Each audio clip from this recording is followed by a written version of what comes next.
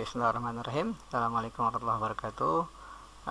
Kita lanjutkan pembahasan soal Olimpiade Matematika tingkat kabupaten ya, tahun 2013 untuk kali ini. Oke, kita mulai saja langsung ke soal nomor 1. Oke, soal nomor 1 ini materinya tentang penarikan akar ya. Nah, di sini penarikan akar ada rumus yang bisa kita manfaatkan untuk soal ini. Ya, akar dari A plus B ditambah 2 kali akar AB. Nah, ini rumusnya adalah sama dengan akar A ditambah akar B. Kalau seandainya di sini tanda hubungnya minus, maka di sini juga minus. Nah, namun ada ketentuan nilai A-nya harus lebih besar dari B. Oke, jadi soal yang kita hadapi ini, ya, kita harus jadikan bentuk penjumlahan dan perkalian. Ya, kita tuliskan sini 94 ditambah 2 kali akar 2013. Ya. Oke, kita perhatikan bentuk umumnya harus ada angka 2. Nah, di sini sudah tepat sesuai ada angka 2. Berarti kita tinggal cari dua bilangan ya, dikali hasil ditambah ya, ditambah hasilnya 94. Dua bilang itu juga kalau dikali hasilnya 2013. Nah, bilangan apa sama apa? Oke, jadi untuk mencari dua bilangan dimaksud adalah kita coba bikin faktor dari 2013. Yang jelas dia ganjil, maka nggak mungkin dibagi 2. Ya, kita bagi dengan 3. 3 dikali 671. 671 dijumlahkan 14. 671 tidak bisa dibagi 3, dibagi 5 juga enggak. Ya, 671 angka 6 tambah 1 7. Nah, selisihnya 0 ya. 7 dikurang 7 berarti ini habis dibagi 11. Ya. 11 kali 61. Ya, 61 bilangan prima. Oke, jadi kemungkinannya 2013 ini hasil perkalian 2013 dengan 1. Ini kalau dijumlahkan enggak 94. Bisa juga 3 dengan 671. 671 dengan 3. Ini kalau dijumlahkan 674, bukan 94. Bisa juga 33 dengan 61. Ya, atau 61 dengan 33. Ini dikali pasti 2013 dijumlahkan 94. Berarti angka yang dimaksud adalah 61 dengan 33. Nah, karena ada keterangan A lebih besar dari B di soal, maka harus dibikin yang lebih besar 61. Berarti akar 61 tambah akar 33. Nah, jadi kesimpulannya nilai A-nya ini sama dengan 61, nilai B-nya 33. Nah, pertanyaannya adalah nilai A dikurang B. Jadi 61 dikurang 33 sama dengan 28. Nah, oke, ini pembahasan untuk soal nomor 1. Oke, kita lanjutkan ke pembahasan soal nomor 2 ya. Di sini kita diberikan segitiga ABC dengan luas 10. Titik D, E, dan F berturut-turut terletak pada sisi AB, BC, dan CA dengan panjang AD 2, panjang DB-nya 3. Ya. Jika segitiga ABE dan segitiga ABE, segitiga DBFF mempunyai luas yang sama. Ya, mempunyai luas yang sama. Maka luas, nah ini maksudnya luas segitiga.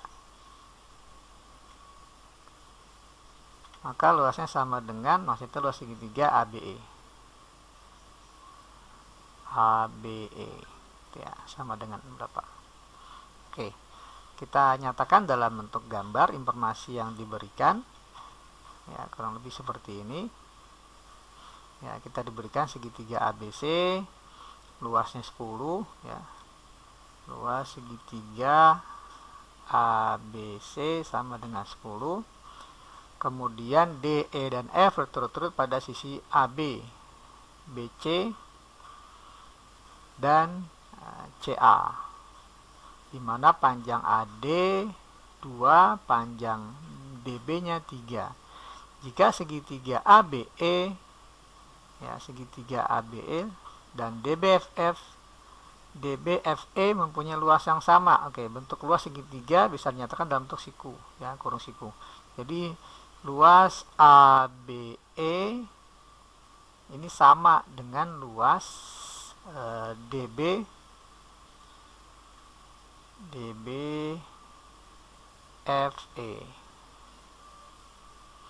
Nah, seperti itu.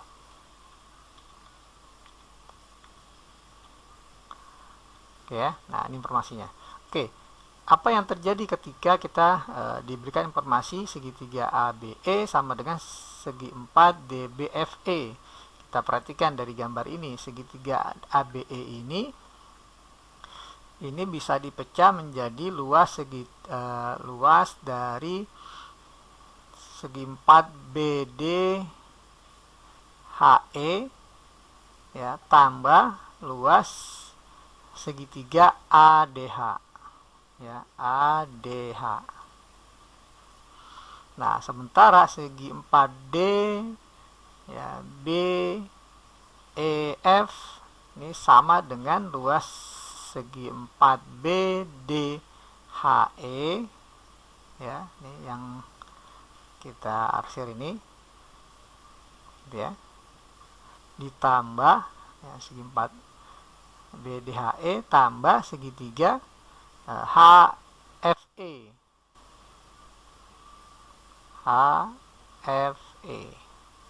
Nah, jadi kita bisa coret luas BDHE dengan BDHE, sehingga berakibat dari informasi pertama ini dapat diperoleh bahwa segitiga ADH, nah, sama akibatnya dengan luas segitiga HFE. Ya, jadi luas segitiga ADH sama dengan HFE. Jadi luas segitiga yang biru sama dengan luas segitiga yang kuning. Ya. Oke, kita teruskan. Sekarang coba kita perhatikan luas segitiga ADF, ya. Luas segitiga ADF. Kita ADF atau AFD, ya. Ini kalau kita pecah menjadi luas segitiga yang biru dengan yang hijau, ya. Jadi sama dengan segitiga AFH ditambah luas segitiga ADH. Nah, kemudian luas segitiga AFE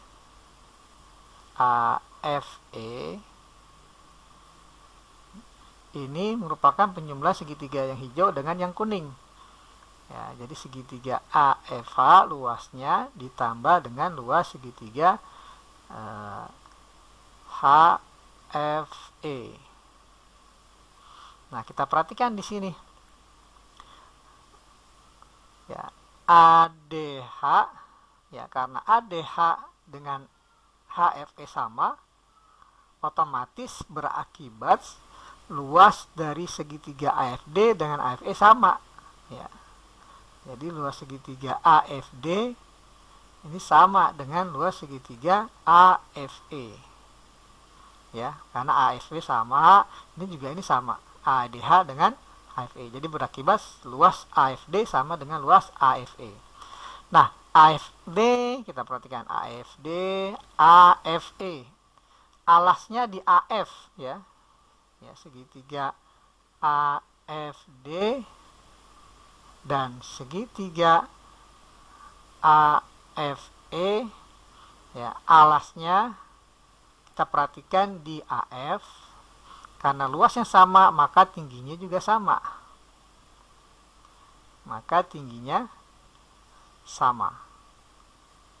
Ya, jadi segitiga AFD dengan AFE tingginya sama. Nah, karena tingginya sama berakibat garis DE dengan FC sejajar, ya, DE sejajar dengan AC. Ya, kalau kita gambarkan secara datar seperti ini, ya. Ini A, ini F, ini C, ya. Nah, kemudian di sini, nah, seperti ini ya, ini AFD seperti itu. Nah, di sini AFE. Oke, saya ulang ya. Nah, jadi ini kita perhatikan luas segitiga AED yang saya gambarkan warna hijau dan warna biru, warna hijau dengan kuning, ya. Oke, alasnya sama-sama di AE, ya, karena luas segitiga AED sama dengan AEF, ya, maka otomatis tingginya juga sama, ya, sehingga kesimpulannya, ya, segitiga dari ini F, ini E atau balik. Nah, jadi garis dari DE pastinya sejajar dengan AF atau boleh sejajar dengan AC. Nah, ini akibatnya. Ya, jadi garis ED dengan CA atau AC sejajar. Oke, karena dia sejajar, ya, DE dengan AC, maka apabila saya teruskan nih segitiganya, bentar. Turunin dikit. Oke. Nah, kita luruskan ke sini. Ya. Nah, ini kan ketemu dengan titik B, jadi di sini ya. Titik B. Oke, perbandingannya di soal adalah kita punya BD dengan DA, nah, 3:2. Karena DE atau ED sejajar CA, maka juga perbandingan di 3:2, ya. Maka berakibat, nah, perbandingan dari BE banding EC, nah ini perbandingannya 3:2.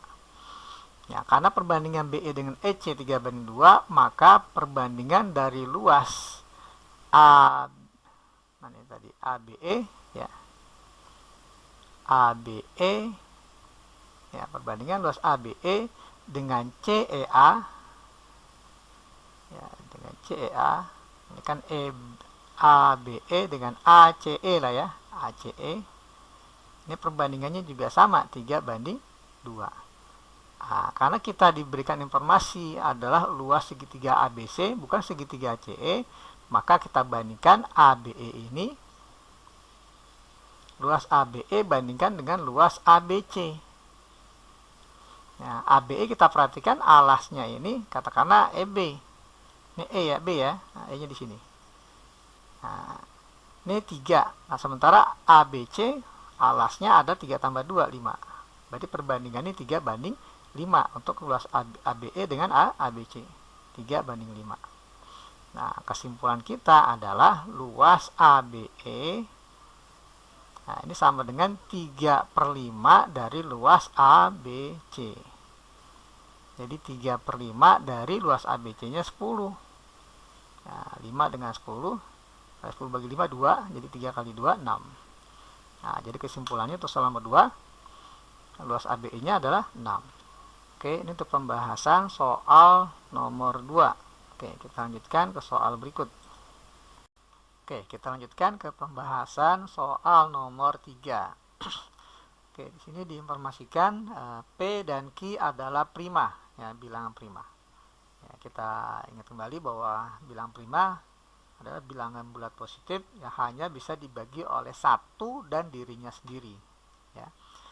Nah, kemudian diinformasikan bahwa persamaan X pangkat 2014 dikurang P kali X pangkat 2013 tambah Q sama dengan 0 mempunyai akar-akar bilangan bulat, ya, akar-akar X nya bilangan bulat, maka nilai P plus Q sama dengan Q. Oke, jadi langkahnya, bentuk persamaan yang diberikan ini kita buat Q, nah, dimana Q ini ada bilangan prima sama dengan P kali X pangkat 2013 dikurang X pangkat 2014. Nah, seperti ini. Nah, kemudian Q-nya ini kalau kita perhatikan yang ruas kanan bisa difaktor, ya. Nah, sama-sama bisa dibagi dengan X pangkat 2013. Jadi X pangkat 2013 dikali P minus X. Ya, nah, kalau diuraikan sama. Oke, jadi kalau kita perhatikan Q ini adalah perkalian dua bilangan. Nah, konsep dari bilangan prima, Q ini bilangan prima, ya, bilang prima hanya bisa dibagi oleh satu atau dirinya sendiri. Ya, jadi ini perkalian bilangan satu atau diri sendiri atau ki. Nah, jadi nilai X yang memenuhi ya kemungkinannya adalah, jadi X yang memenuhi kemungkinannya hanya 2, bisa plus 1, bisa min 1 nilai X-nya. Nah, sekarang gimana kalau seandainya ya X-nya sama dengan 1? Kalau X-nya 1, maka kita peroleh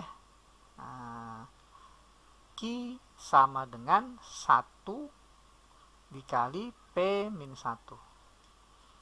Ya, jadi kita dapatkan Q dikurang 1 sama dengan Q dikurang P ya. Q dikurang P sama dengan min 1. Atau bisa juga kita kali min, jadi P dikurang Q sama dengan 1. Nah, selisih dari 2 bilangan prima sama dengan 1 ya mungkin adalah 2 dan 3. Jadi kita bisa katakan P-nya ini 3, Q-nya 2. Ya, jadi hasil selisih bilangan prima, 2 bilangan prima yang selisihnya 1 adalah hanya 3 dan 2. Ya, jadi dapatlah nilai P-nya 3, Q-nya 2. Sehingga nilai P tambah Q sama dengan 3 tambah 2, 5. Nah, bagaimana kalau seandainya kita gunakan alternatif yang kedua? X-nya sama dengan min 1. Apa yang terjadi? Kalau X-nya min 1, maka Q-nya sama dengan min 1 dikali P kurang min 1, jadi P plus 1. Jadi kita dapat Q sama dengan min P min 1. Atau P plus Q sama dengan min 1. Nah, ini tidak mungkin. Karena P dan Q bilang prima, jadi positif tambah positif nggak mungkin negatif. Jadi kita dapat jawabannya adalah P tambah Q sama dengan 5 yang tepat. Jadi jawaban untuk soal nomor 3 adalah 5. Oke, kita mulai. Kita lanjutkan untuk soal nomor 4. Di sini diinformasikan fungsi f didefinisikan sebagai kx dibagi 2x tambah 3. Agar penyebut tidak sama dengan 0, maka x-nya tidak boleh sama dengan min 3 per 2. Nah, k adalah konstanta yang memenuhi fx sama dengan x, di mana x-nya bilangan real. Nah, pertanyaannya berapa nilai k? Oke ya. Nah, jadi kalau kita perhatikan di sini, ini kan bentuknya jadi f bundaran atau nokta ya, f X sama dengan X. Nah, ya hasilnya X kembali ya, identitas, berarti F ini salah satunya ada yang F inverse ya, entah yang pertama entah yang kedua, yang hasilnya adalah F inverse. Jadi kesimpulannya F X sama dengan F inverse. Nah, seperti ini. Oke, kita punya Fx nya adalah Kx ya, dibagi dengan 2x plus 3. Nah, inverse-nya Kx per 2x tambah 3, inverse-nya tinggal kita kali min ya. Kita tukar tempat antara bentuk A dan D ya. AX tambah B per CX tambah D. Maka A dengan D kita tukar tempat, tapi jangan lupa dikali min. Ya, jadi ini dapatkan min 3x dibagi 2x min K. Nah, ini inverse-nya. Nah, setelah itu kita tinggal kali dengan 2x tambah 3, 2x min K, ya, kedua ruas. Sehingga kita peroleh Kx kali 2x min K, ini sama dengan min 3x dikali dengan 2x plus 3. Oke, kita coba uraikan menjadi 2k x kuadrat min k kuadrat x sama dengan minus 6x kuadrat minus 9x. Oke, kita coba jadikan satu ruas, maka kita peroleh 6 plus 2k dari x kuadrat, kemudian minus dari atau plus ya, ini 9 minus k kuadrat x sama dengan 0. Oke, kita keluarkan x nya, maka kita peroleh x dikali 6 plus 2kx ditambah 9 minus k kuadrat sama dengan 0. Berarti dari sini kita peroleh ya x-nya 0 atau x sama dengan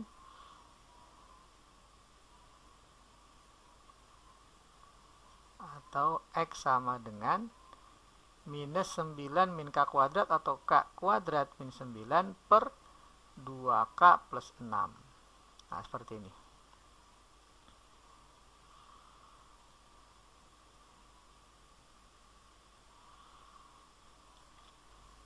Oke, karena yang ditanya k, maka kita harus ambil x sama dengan 0 atau nilai dari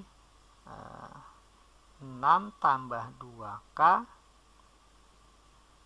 dikali x ya, atau langsung kita uraikan saja. Jadi 6x tambah 2kx tambah 9 min k kuadrat ini sama dengan 0. Atau kita kali min, maka kita peroleh k kuadrat minus 2kx minus 6x plus 9 minus 9 jadinya sama dengan 0. Oke, kita faktorkan untuk mendapatkan nilai k ya.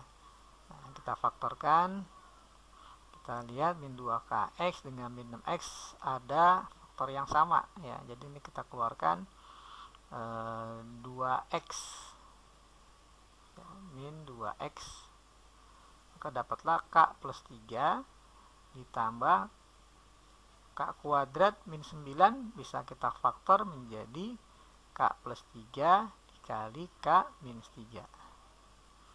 Nah, kemudian di sini juga ada faktor yang sama, yakni k plus 3 dengan k plus 3. Jadi k plus 3-nya kita keluarkan, maka dikali dengan min 2x tambah k min 3 atau k min 2x min 3 sama dengan 0. Jadi dapatlah nilai k-nya sama dengan min 3 atau k-nya sama dengan 2x plus 3. Nah, karena ada ketentuan tadi di soal bahwa k adalah konstanta, maka yang kita ambil k sama dengan min 3. Jadi untuk soal nomor 4, jawabannya adalah k sama dengan min 3. Oke, kita lanjutkan ke soal berikut ya, soal nomor 5. Nah, namun sebelum kita ke soal nomor 5, ini berkaitan dengan ekspansi binomial. Jadi kita lihat teorinya terlebih dahulu, bahwa apabila kita punya A tambah B pangkat N, ini bisa diuraikan menjadi bentuk seperti ini ya. Ya, kalau disingkat bentuknya menjadi A tambah B ini sama dengan jumlah ya, saya gunakan simbol K ya, K dari 0 sampai N, dari kombinasi N kombinasi K dikali A pangkat N min K ya, A dipangkatkan N min K dikali B pangkat K. Nah, seperti ini ya uraiannya. Jadi kalau seandainya pangkatnya 7, maka di sini K-nya dari 0 sampai 7. Kalau pangkatnya 9, maka K-nya dari 0 sampai 9. Nah, dari bentuk ini apabila kita punya 1 tambah X ya, katakanlah pangkat 17 umpamanya, maka bentuknya menjadi sigma K-nya dari 0 sampai 17 kombinasi 17K ya, dikali A pangkat ya, 17 min K dikali A-nya 1 ya, sorry. Jadi 1 pangkat 17 min K dikali B-nya adalah X pangkat K. Jadi kalau seandainya di sini kita ditanya koefisien ya, dari X pangkat 14 ya, dari uraian 1 tambah X pangkat 17, maka kita pilih ya, kita pilih berapa nilai K-nya agar muncul pangkat 14. Tentunya K-nya harus 14 ya. Jadi kita punya bentuknya menjadi koefisien X pangkat 14 adalah 17 kombinasi 14. Nah, 1 pangkat berapapun 1 dikali X pangkat 14. Nah, koefisiennya yang ini. Ya, jadi koefisien X pangkat 14 adalah kombinasi ya 17 14 ya, 17 kombinasi 14. Nah, oke, sekarang kita masuk ke soal nomor 15. Oke. Pertanyaannya koefisien dari X pangkat 2013. Ya. Koefisien dari X pangkat 2013. Oke, saya tulis ulang bahwa kalau kita punya 1 tambah X pangkat N, maka akan menjadi sigma K-nya dari 0 sampai N kombinasi, dari sini N kombinasi K, kemudian 1 pangkat N min K dikali X pangkat K. Nah, ini bisa disederhanakan karena 1 pangkat berapapun 1. Ya, jadi bisa disederhanakan menjadi sigma K-nya 0 sampai N dari N kombinasi K, ya, langsung X pangkat K. Jadi jelas sekali koefisien dari X pangkat K adalah N kombinasi K. Nah, pertanyaan kita adalah di sini koefisien dari X pangkat 2014. Jadi koefisien dari X pangkat 2013 untuk suku yang pertama 1 tambah X pangkat 4026, maka kita pilih agar pangkatnya menjadi 2013, kita pilih K-nya ya 2013 pastinya. Jadi kita punya, tapi sini N-nya 4026. Jadi 4026 kombinasi 2013. Kemudian ditambah suku yang kedua agar muncul bentuk koefisien X pangkat 2013, karena di sini sudah ada X pangkat 1 ya. Sudah ada X pangkat 1, maka di sini tinggal mencari X pangkat 2013. X pangkat 2012 ya. Jadi kita cukup cari, ambil N-nya 2012. Jadi kombinasinya 4025 karena pangkatnya 4025 ya. Jadi N-nya 4025. 4025 kombinasi 2012. Ya, jadi N-nya cukup kita ambil 2012 karena sudah ada X pangkat 1 di sini. Kemudian suku yang ketiga, nah di sini sudah ada X pangkat 2. Nah, maka untuk yang 1 tambah X pangkat 4024, ya cukup kita ambil N-nya itu 2011 ya, agar nanti ketika dikali jadi X pangkat 2013. Jadi kombinasinya 4024 ya, N-nya kombinasi 2011. Tambah dan seterusnya sampai yang terakhir ini. Nah, di sini udah ada X pangkat 2013, sehingga kita pilih cukup di sini ya, bagian yang terakhirnya. Jadi 2013 K-nya kita ambil yang 0 ya, karena sudah ada 2000 X pangkat 2013. Jadi di sini cukup X pangkat 0. Nah, inilah nilai dari koefisien X pangkat 2013 dari ekspresi yang diberikan. Nah, sekarang tugas kita adalah mencari berapa jumlah kombinasi dari 4026 kombinasi 2013 ditambah 4025 kombinasi 2012 dan seterusnya sampai kombinasi 2013 kombinasi 0. Oke, sebelum kita hitung jumlah dari yang diinginkan ini, nah, kita ingat kembali bahwa ada bentuk persamaan bahwa N kombinasi K ini sama nilainya dengan N kombinasi N min K ya. Atau contohnya 5 kombinasi 2 ini sama dengan 5 kombinasi 5 dikurang 2, 3 ya, sama nilainya. Jadi kita akan gunakan formula ini ya, sebelum kita menjumlahkan bentuk kombinasi-kombinasi ini. Oke, jadi 4026 kombinasi 2013 ini sama dengan 4026 kombinasi 4026 dikurang 2013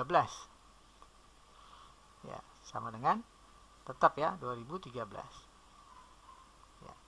Ditambah 4025 kombinasi 2012 sama dengan 4025 kombinasi 4025 dikurang 2012, jadi 2013. 4024 kombinasi 2011 sama dengan 4024 kombinasi 4024 dikurang 2011, jadi 2013. Dan seterusnya sampai yang terakhir 2013 kombinasi 0 ini sama nilainya dengan 2013 dikurang 0, jadi 2013. Nah, jadi kalau kita perhatikan di sini yang bagian bawahnya sama 2013. Oke, sebelum kita jumlahkan ini, kita ingat kembali ada sebuah rumus ya. Nah, sebuah rumus apabila kita punya M kombinasi M ditambah dengan ya, M tambah 1 kombinasi M ditambah ya, M tambah 2 kombinasi M sampai ya, M tambah N minus 1 kombinasi M. Ini nilainya sama dengan ya, M tambah N kombinasi M tambah 1. Coba kita perhatikan, kita bacanya dari kanan ya, karena M-nya kalau kita perhatikan 2013. Ya, 2013 kombinasi 2013, 2014 kombinasi 2013, 2015 kombinasi 2013, terus sampai 4026 kombinasi 2013. Maka yang jadi M di sini ya, berarti ini M-nya adalah 2013. Maka pastinya hasilnya akan menjadi M tambah 1 jadi 2014. Nah, kemudian sekarang tugas kita mencari berapa nilai N-nya. Ya. Kita perhatikan di sini berakhir di M tambah N min 1. Di sini 4026. Nah, maka kita punya bahwa M-nya 2013 tambah N min 1 sama dengan 4026. Ya, maka kita punya N-nya ini sama dengan 4026 dikurang 2012 ya. Jadi sama dengan 2014. Jadi N-nya sama dengan 2014. Maka kita dapatkan M tambah N 2013 tambah 2014. Jadi 4017 kombinasi 2014. Inilah koefisien dari 2000 X pangkat 2013. Jadi pembahasan untuk soal nomor 5 ya, menghasilkan koefisien X pangkat 2013 adalah 4017 kombinasi 2014. Oke, 4000 ya 2013 tambah 2014 4027 ya. Jadi hasilnya 4027 kombinasi 2014. Oke, kita lanjutkan ke soal nomor 6.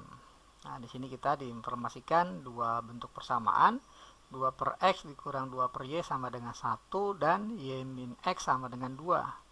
Oke, dari persamaan 1 coba kita tuliskan ya, 2 per X dikurang 2 per Y sama dengan 1.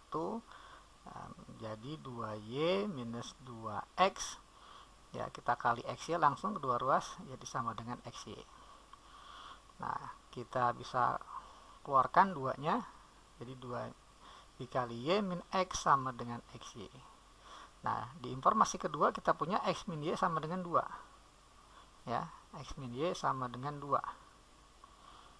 Maka bisa langsung kita ganti 2 kali 2 sama dengan XY.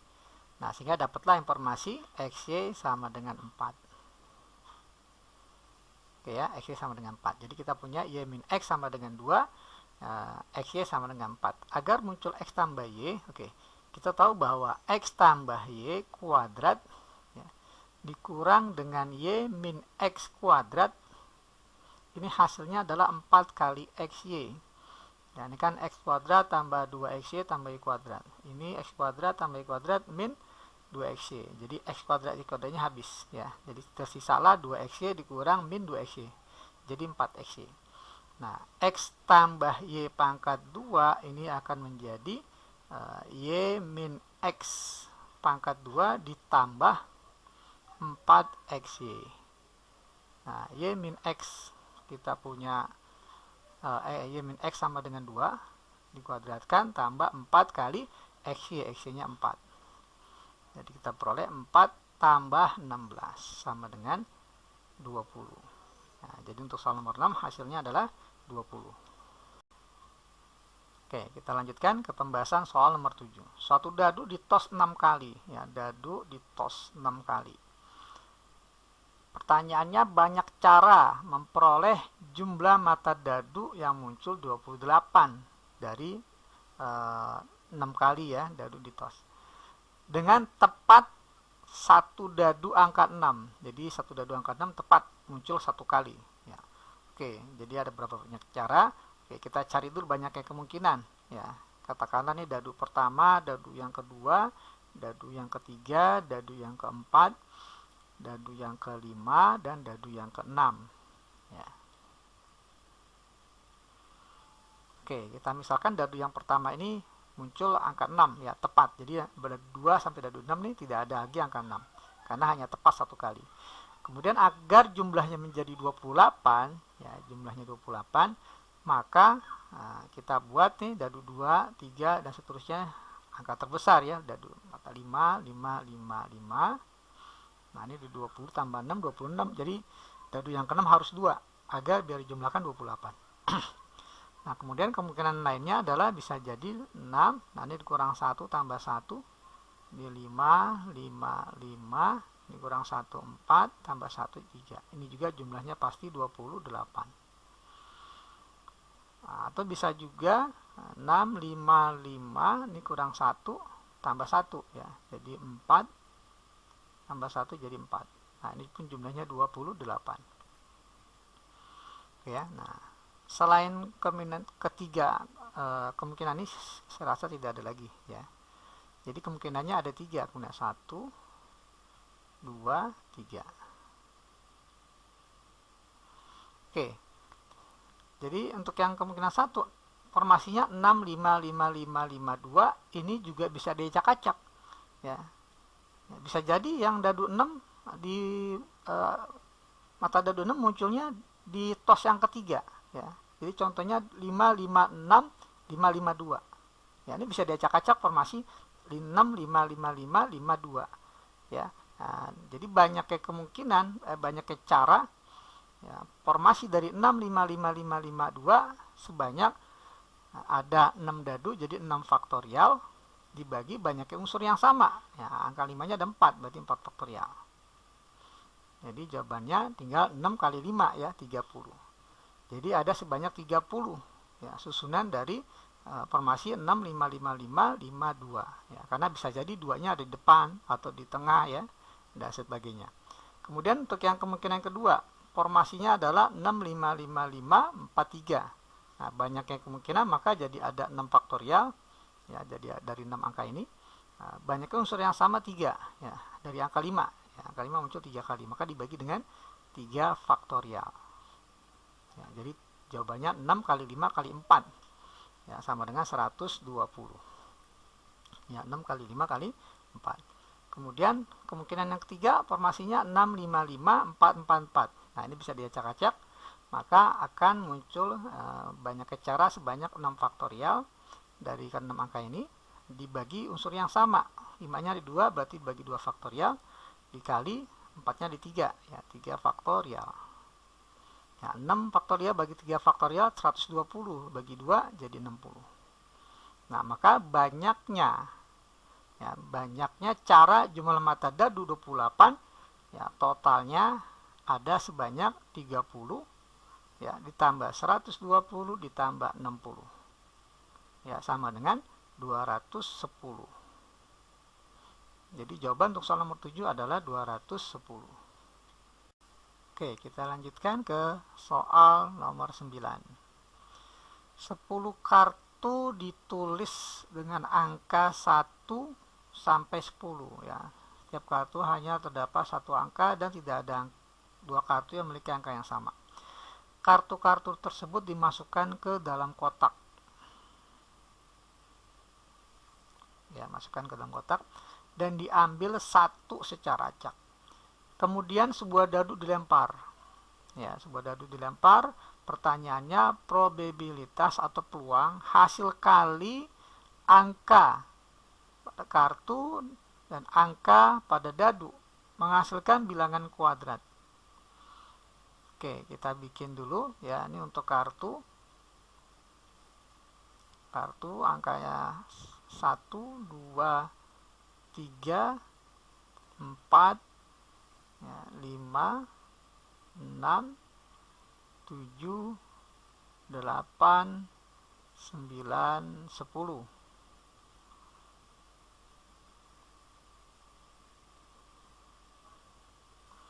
Kemudian dadu ya.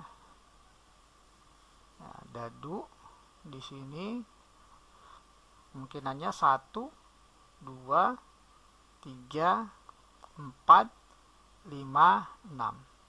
Oke, coba kita lihat yang mana perkalian antara kartu, angka di kartu dan mata dadu ya, yang menghasilkan bilangan kuadrat. Contohnya adalah ya 1 dengan 1.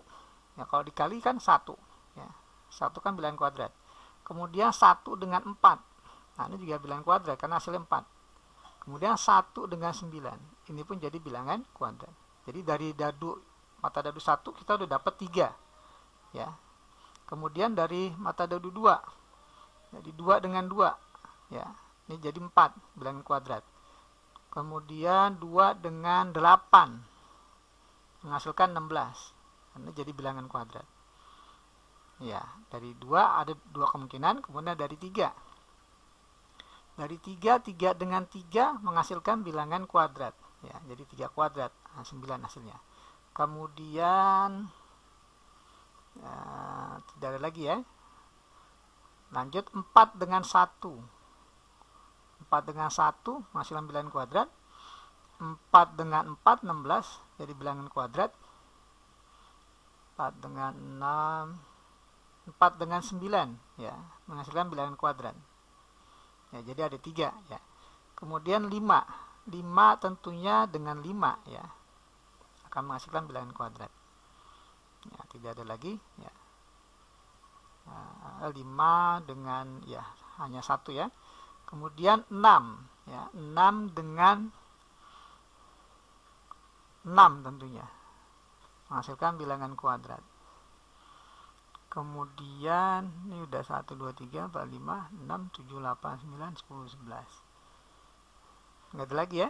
Ya, oke. Jadi kalau kita total ada sebanyak 1, 2, 3, 4, 5, 6, 7, 8, 9, 10, 11. Jadi ada sebanyak 11. Nah, pertanyaannya peluangnya berapa? Peluangnya ya, banyaknya kejadian yang diinginkan ada sebanyak 11. Sementara di sini ya ruang sampelnya semua kejadian ini ada sebanyak 6 dikali 10 ada 60. Jadi peluangnya adalah 11 per 60 ya. Jadi ini untuk pembahasan soal nomor 9. Oke, kita lanjutkan ke soal nomor 11.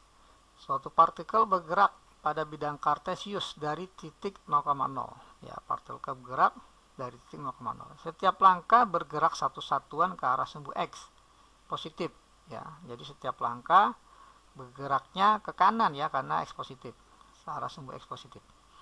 Dengan peluang setiap pergerakan, setiap langkah, satu langkah ke kanan peluangnya 0,6.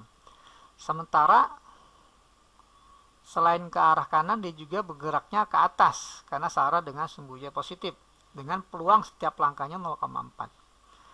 Setelah 10 langkah, ya jelas setelah 10 langkah dia akan sampai pada titik 6,4 ya. Peluang partikel sampai di titik 0,4 tapi melalui 3,4. Jadi dia harus melalui 3,4.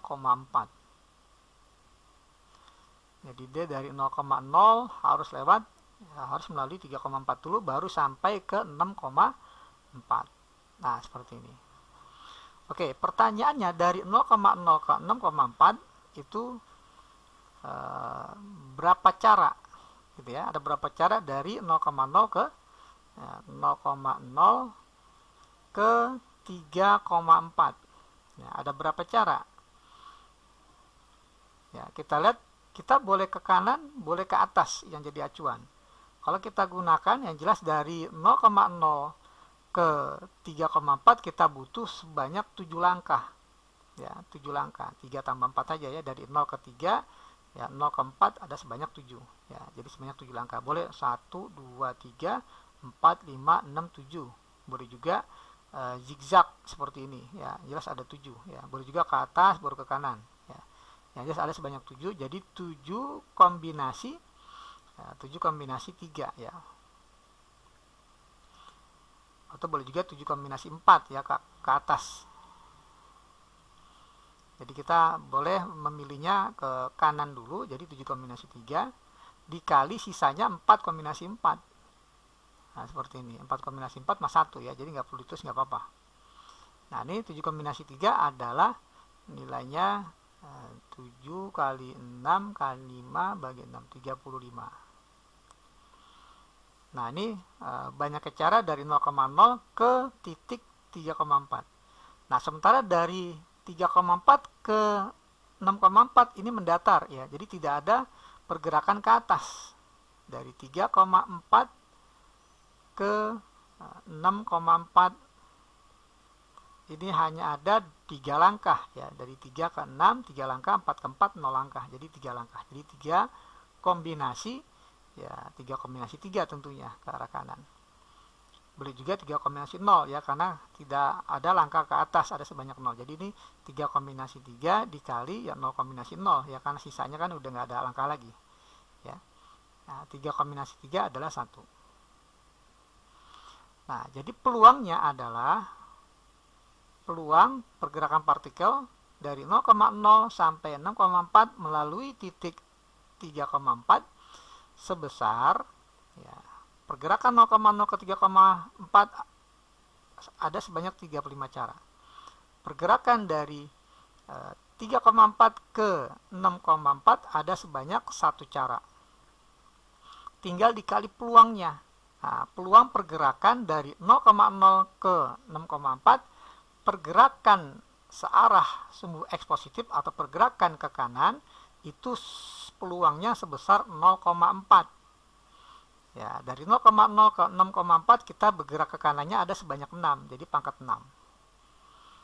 Kemudian pergerakan ke atas ya, pergerakan searah sumbu Y positif itu peluangnya adalah 0,4. Berarti 0,4 dikali banyaknya pergerakan ke atas. Ya, banyaknya pergerakan ke atas adalah dari 0,0 ke 6,4 ada sebanyak 4. Ya, jadi pangkat 4. Jadi peluangnya adalah 35 dikali 0,6 ini 3 per 5 pangkat 6 dikali 0,4 adalah 2 per 5 pangkat 4, jadi 2 pangkat 4, 5 pangkat 4. Jadi akan kita dapatkan ya, di sini bisa dicoret sama-sama bisa dibagi 5, jadi tinggal 5 pangkat 5 ini jadi 7. Nah, tinggal kita cari berapa 7 kali 3 pangkat 6 dikali 2 pangkat 4 dibagi 5 pangkat 5 kali 5 pangkat 4, 5 pangkat 9. Jadi kita peroleh hasilnya 81.648 per 5 pangkat 9. Nah, inilah hasil dari pembahasan soal nomor 11. Oke, kita lanjutkan ke soal terakhir ya, soal nomor 20 OSK 2013. Ya, misalkan ini adalah fungsi floor menyatakan bilangan bulat terbesar yang lebih kecil atau sama dengan X ya, jadi bisa dinyatakan fungsi floor ini katakanlah sama dengan N, maka X-nya ini ada di antara N ya, dari N sampai kurang dari N plus 1. Nah, ini definisi dari fungsi floor. Nah, sementara fungsi Schelling menyatakan bilangan bulat terkecil yang lebih besar ya, dia lebih besar atau sama dengan X. Jadi kalau Schelling ya, dituliskan seperti ini. Nah, sebentar ya, sama dengan N apabila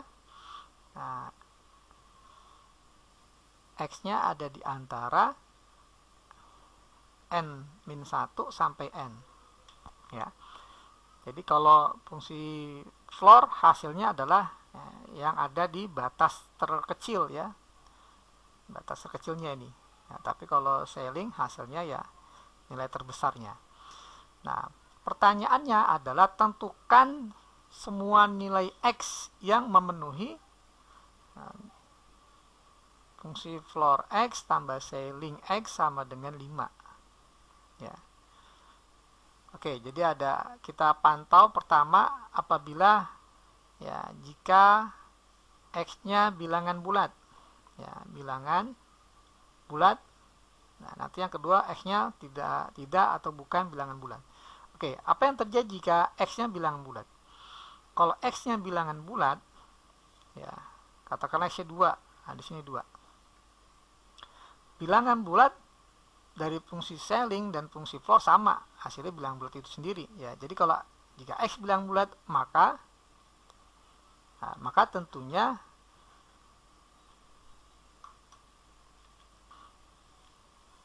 jika X bilangan bulat, maka yang terjadi nilai fungsi floor pasti sama dengan nilai fungsi Schelling, ya. Nah, tapi kalau seandainya fungsi floor dan Schelling sama, maka tidak mungkin terjadi, ya, karena kalau seandainya katakanlah hasilnya ini adalah P, ya, P tambah P sama dengan 5, ya, maka 2P sama dengan 5, sehingga dapatlah P-nya adalah 5/2.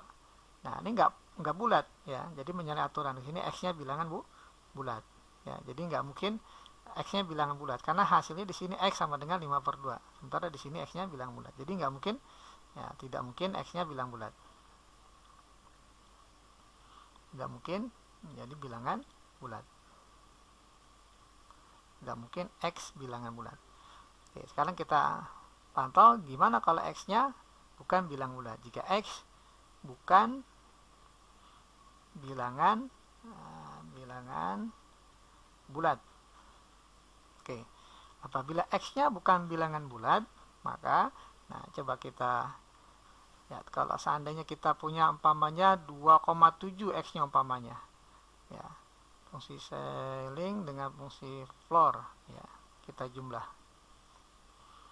atau kita cari hasilnya, ya. Kalau ini hasilnya adalah 2, ya, fungsi floor, ini hasilnya adalah 3, ya. Yang jelas kalau seandainya bilangan bulat, maka selisihnya akan jadi 1, ya, selalu. Jadi kalau seandainya X-nya itu bukan bilangan bulat atau bilangan desimal katakanlah, maka pasti selisihnya antara fungsi Schelling, ya, dikurang fungsi floor, nilai floornya pasti selisihnya 1.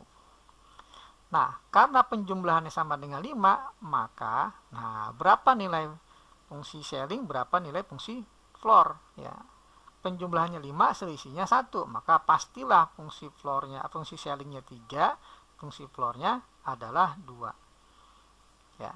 Nah, jadi kita dapatkan di sini kesimpulannya, ya, Schellingnya 3, ya, floornya 2. Nah, dengan definisi ini dari yang Schelling dulu, maka nilai X-nya ada di antara 3 kurang 1, ya, 3 kurang 1, 2, sampai sama dengan 3. Nah, sementara untuk yang fungsi floornya, X-nya nilai sama dengan 2, maka X-nya ada di antara sama dengan 2 sampai 3. Nah, jadi yang memenuhi nilai X ini apabila kita iris, ya, diiris, maka nilai X yang memenuhi adalah dari 2, ya, sampai 3. Inilah nilai X, semua nilai X, ya, yang memenuhi fungsi floor X tambah fungsi Schelling X sama dengan 5. Jadi jawaban untuk soal nomor 20 adalah X-nya di antara 2 dan 3. Oke, itu untuk pembahasan soal nomor 20 dan soal terakhir untuk USK tahun 2013. Oke, terima kasih.